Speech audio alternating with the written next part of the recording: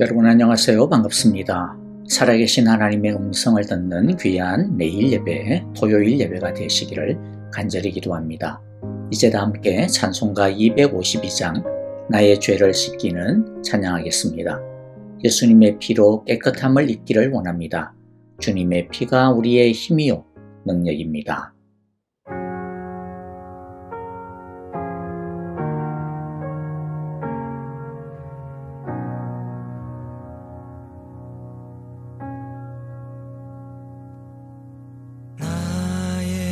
죄를 씻기는 예수의 피밖에 없네. 다시 성쾌하기도 예수의 피밖에 없네. 나를 정케 예수의 피밖에 없네. 사죄하는 증거도 예수의 피밖에 없네. 예수의 흘린 피 날 희게 하오니 빛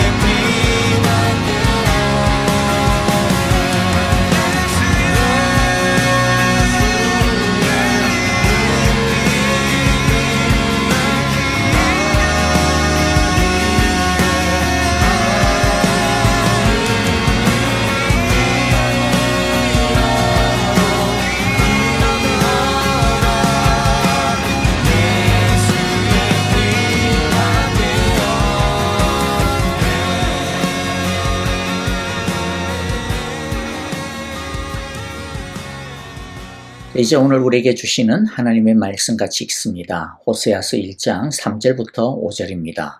3절부터 한 절씩 같이 읽겠습니다. 호세아가 가서 디블라임의 딸 고멜과 결혼하였다. 고멜이 임신하여 호세아의 아들을 낳았다. 여호와께서 호세아에게 말씀하셨다. 그의 이름을 이스라엘이라고 하여라.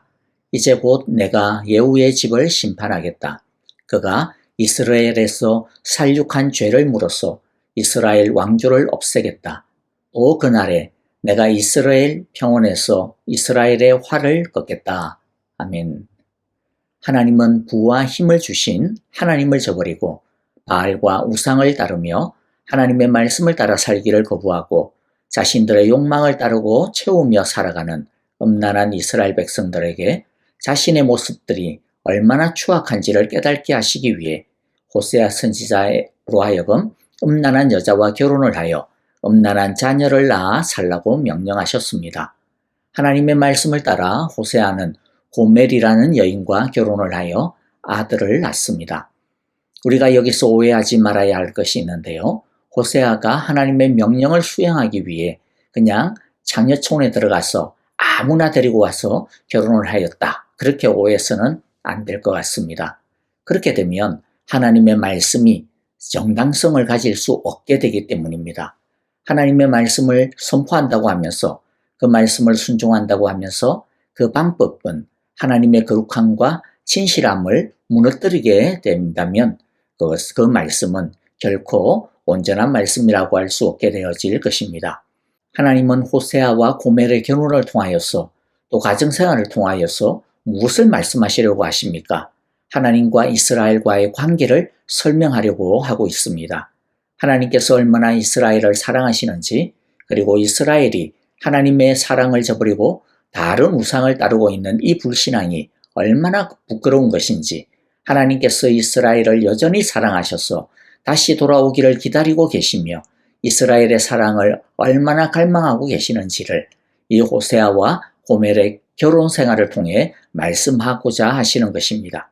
그런데 호세아가 하나님의 말씀을 이루기 위해 아무런 사랑의 감정도 없고 책임지는 사랑도 없으면서 고멜을 돈을 주고 사봐서 결혼을 한다? 이렇게 되어져 버리면 호세아나 고멜이나 그리고 이들이 하는 결혼이나 꾸리는 가정이나 나중에 태어나는 아이들 모두 그냥 하나님의 말씀을 위한 하나의 그냥 도구에 불과하게 되어지는 것이죠. 그러면 사실 거기에는 아무리 좋은 말씀이 나온다 하더라도 그것은 구역질 나는 거짓에 불과할 것입니다. 거기에 하나님의 사랑을 나타낼 수 있는 것이라고는 아무것도 없게 되어지는 것이죠. 고멜이 비록 음란한 여인이었지만 호세아는 이 고멜과 지극히 정상적인 사랑을 하고 결혼을 하고 가정을 꾸립니다.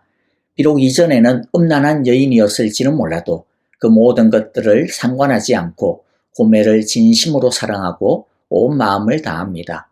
호세아가 기대하는 것은 고멜도 자신이 이전에 어떻게 살았던 그런 것들은 이제 다 청산하고 이제 한 아내로 오직 정숙하게 오직 호세아만을 사랑하며 헌신하며 사는 것이었을 것입니다.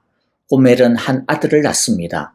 우리 세번역에는 호세아의 아들을 낳았다라고 하는데 원어에는 호세아라는 말이 없습니다. 그냥 아들을 그에게 낳아주었다. 호세아에게 낳아주었다 라고 말할 뿐입니다.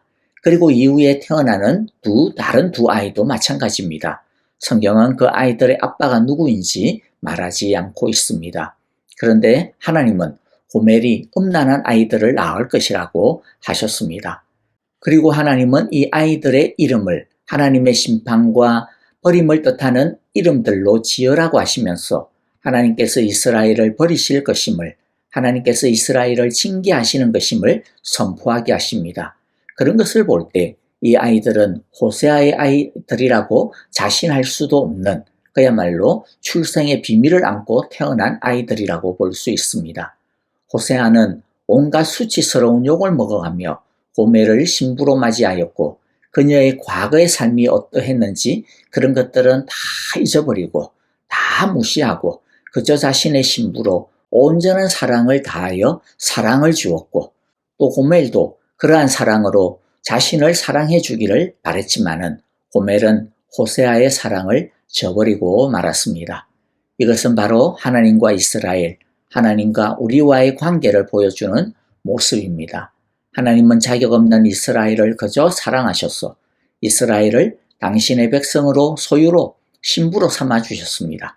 그리고 변함없는 사랑으로 그들을 전적으로 사랑해 주셨습니다. 불타는 사랑으로 모든 것을 다해 사랑해 주셨습니다. 그리고 이스라엘의 사랑을 갈망했습니다. 하나님께서 이스라엘에게 원하시는 것은 하나님께 엄청난 건물을 지어 바치라고 하는 것도 아니었습니다. 세상 그 어떤 종교보다도 더 화려한 예배와 의식을 드려야 한다라고 하는 것도 아니었습니다. 하나님께서 원하시는 것은 딱 하나.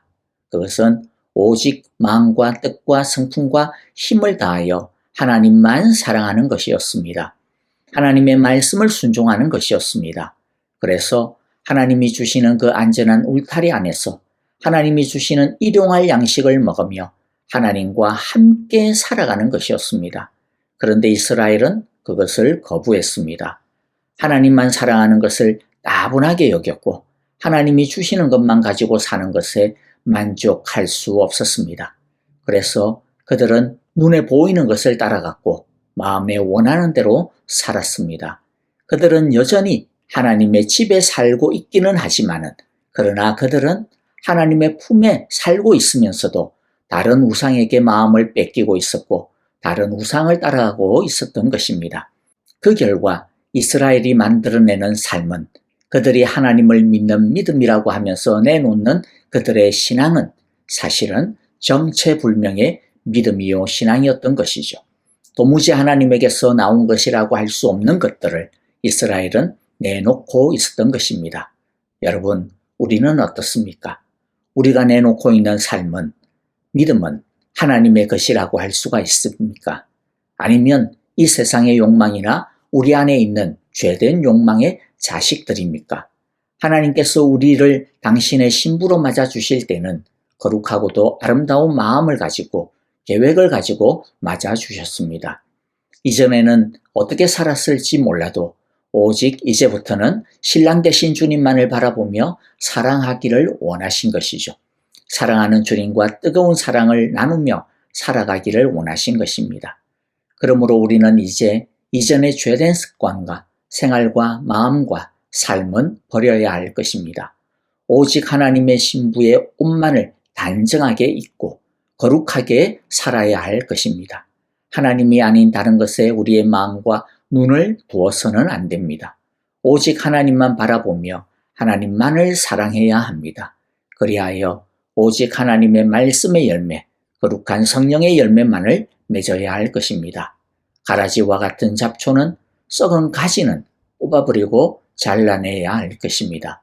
우리 모두 오직 신랑 되신 주님께만 우리의 마음을 드리고 순결한 사랑을 드리는 거룩한 주님의 신부가 되어야 할 것입니다. 하나님의 것과 세상의 것이 짬뽕이 되어져 버린 국적불명의 믿음과 삶이 아니라 누가 봐도 하나님으로부터 나온 게 확실한 거룩한 성령의 믿음과 열매를 맺는 순결한 그리스도의 신부로 드러내며 살아갈 수 있기를 간절히 기도하고 바랍니다. 다시 본문을 봅니다. 호세아와 고멜 사이에는 아비 불명의 세 자녀가 태어나는데요. 하나님은 그럴 때마다 예언성이 있는 이름을 붙여주십니다. 첫 번째 아이의 이름은 이스라엘이라고 짓게 하십니다. 이스라엘은 원래는 이스라엘의 북쪽에 있는 평야의 지명 이름입니다. 그런데 이곳에서 과거에 엄청난 일이 일어났었습니다. 지금 이스라엘의 왕조의 이름은 예후 왕조라고 합니다. 여로보암의 조상인 예후라는 왕이 당시 이스라엘의 왕조였던 아합 왕조, 오므리 왕조의 요람 왕을 비롯해서 그 모든 왕족들과 또 지지자들을 전부 죽인 곳이 이스라엘 평야입니다. 하나님께서 아합과 오므리 왕조를 심판하신 것이죠. 그것처럼 하나님은 호세아의 첫 아들의 이름을 이스라엘이라고 지어라 하면서 하나님은 예전에 아합 왕조를 멸망시켰던 것처럼 지금의 예후 왕조와 더 나아가 이스라엘을 멸망시킬 것이라고 예언하고 계신 것입니다. 그리고 하나님의 이 이스라엘의 예언은 여로보암 2세가 죽고 난 다음 여로보암 2세의 아들인 므라헴 왕 때 성취가 됩니다. 예후 왕조는 베가 장군의 반역으로 완전히 멸망당하고 말고 이어서 곧 이스라엘, 북이스라엘 왕국 자체도 아시리아에 의해서 완전히 멸망당하고 맙니다. 하나님께서 이스라엘의 심판의 예언을 말씀을 주신 이유가 무엇입니까? 이 아이가 자라날 때까지 돌이킬 수 있는 기회를 주신 것입니다. 회개하고 다시 하나님의 말씀 앞에 돌이키고 엎드리라는 것이죠. 하지만 이들은 자신들의 힘을 과신했습니다. 자신들의 성공을 과신했습니다. 그런데 예후 왕조는 왕가도 아니었는데 어떻게 왕조를 이루게 되었습니까? 다 하나님의 은혜 덕분이었습니다. 여로보암 시절에 어떻게 이스라엘은 엄청난 부와 힘을 가지게 되었습니까? 다 하나님의 은혜 덕분이었습니다. 하나님께서 이들을 왕으로 세우고 또 이스라엘을 힘있게 하신 것은 하나님께 더 가까이 나와 하나님의 뜻대로 사용되어지도록 하기 위해서였습니다. 하나님을 위한 활로 쓰임받게 하시기 위함이었습니다. 그런데 이들은 자기들이 잘나서 그렇게 된 줄을 알고 하나님이 좀 키워놓으니 기고만장하여 자기 마음대로 하려고 하고 있습니다. 하나님을 무시하고 하나님을 떠나버리고 말았습니다. 그러나 하나님은 그런 교만한 자를 내버려 두지 않습니다. 5절에 보면 재미있는 표현을 쓰시는데요. 또 그날에 내가 이스라엘 평원에서 이스라엘의 활을 꺾겠다.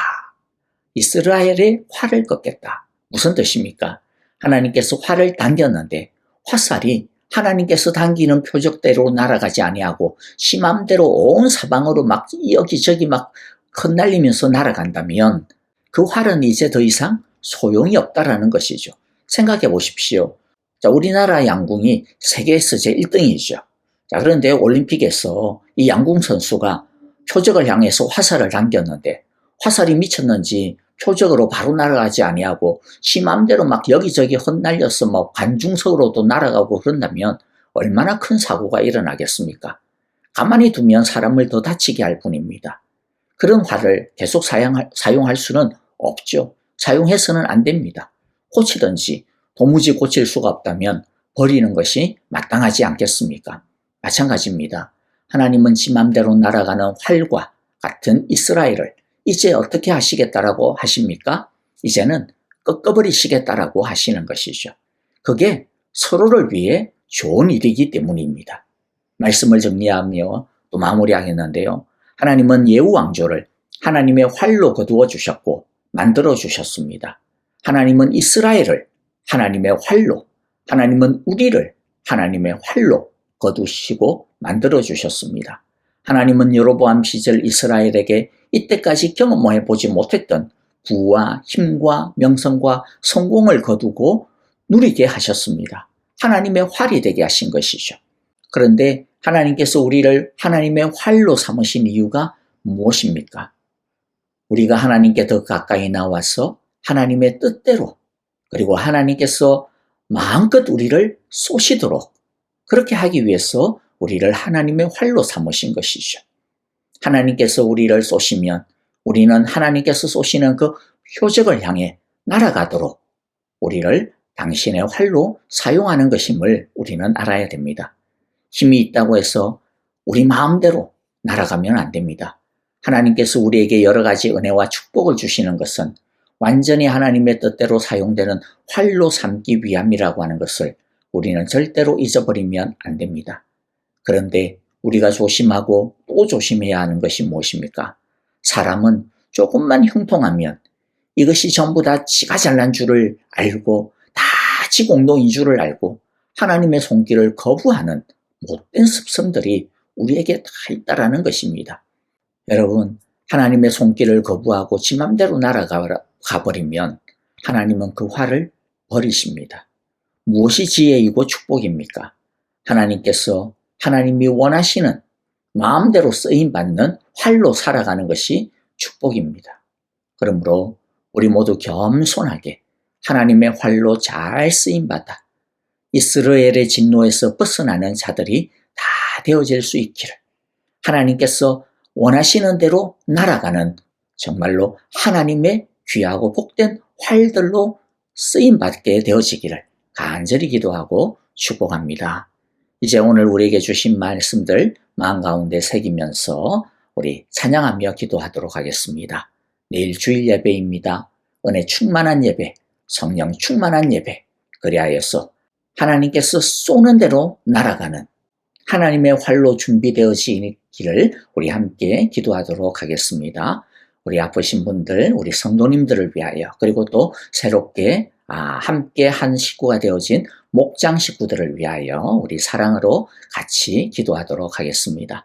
선교사님들을 위하여서 기도해 주시고요. 세계 곳곳에서 아직도 참혹하게 벌어지고 있는 전쟁의 참화들이 그치게 하시고 주의 평화가 이루어지게 하소서라고 우리 함께 기도하도록 하겠습니다. 다 함께 찬양하며 기도합니다.